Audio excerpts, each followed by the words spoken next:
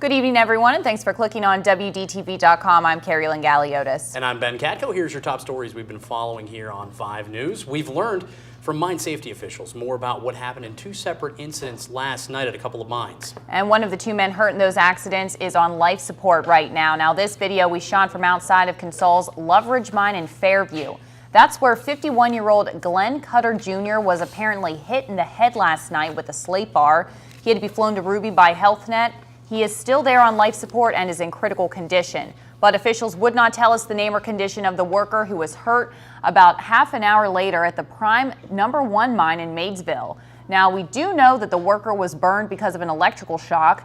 And once there's an update, we'll be sure to share it with you. Staying in Mon County, we learned a couple of hours ago the identity of the 20-year-old Grafton man killed in an accident yesterday.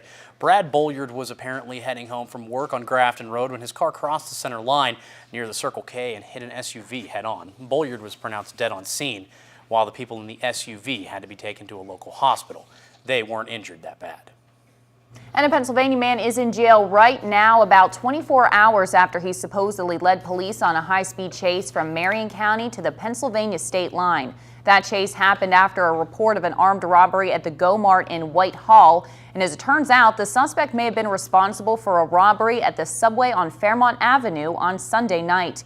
Just before midnight last night, police said 26-year-old Rocco Iacavone walked up to the counter inside the Go Mart, pulled out a gun and demanded money and cigarettes. He got away with some cash and then took off. Now, officers spotted the minivan that he was driving headed north on I-79, and that's when the chase began. He hit speeds of about 90 miles per hour, and once they crossed over to the PA state line, state police there used spike strips to help slow him down. Iacavone turned off one of the exits and ended up flipping his minivan. He led police on a short foot chase until he was finally caught just before 12:30. Now, officers say they also found evidence from the Go Mart robbery inside his wrecked van. And UMWA miners and retirees and their families were back at Peabody Energy headquarters in St. Louis this morning, protesting what they say are the company's attempts to cheat retirees out of their health care benefits. Yeah, that's right. 10 people were arrested, including UMWA Secretary-Treasurer Dan Kane. The group was just there in late January to protest the company's treatment of retired miners. UMWA President Cecil Roberts was among 10 members arrested during that protest. Last July, Patriot Coal, which was created by Peabody, filed for bankruptcy. Patriot executives argue that because the company is bankrupt, they shouldn't have to provide health care to retired miners. But UMWA members said they were promised health care benefits in exchange for a lifetime of hazardous work. Yeah, we will be returning to St. Louis again and again and again until Peabody and Arch Coal decide that they're going to live up to the obligations that they made to 10,000 retired coal miners, their dependents, their widows. And about 1,000 people marched in that protest today. Well, some kids in Preston County have been going to school in trailers since 1985, and that's all about to change. This morning, we got a sneak peek at some new facilities for the school district. If you remember, about 2 years ago, voters there passed a bond worth of about $40 million. A portion of that money went to pay for updates at Kingwood Elementary and Fellowsville Elementary.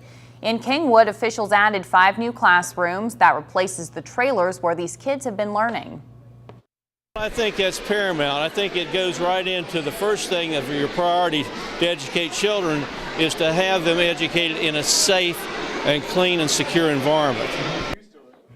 And in Fellowsville, they added a new state-of-the-art computer lab along with a new 5th grade classroom, and officials hope to have the kids moved into those classrooms by the end of the year. All right, let's take a peek at what our newsroom is working on for Fox 10 at 10 and 5 News at 11 tonight. First up, Governor Earl Ray Tomblin is set to deliver his State of the State speech tonight. We'll have a full recap of everything that he touched on. Plus, as the snow continues to fall around the region, we're going to keep you updated with your first alert forecast and what you can expect with the weather tonight. And that's what's making news this evening. Of course, be sure to tune into Fox 10 at 10 with Carrie Galiotis and 5 News at 11 with myself tonight for the latest news and weather. All right, until then, have a great night.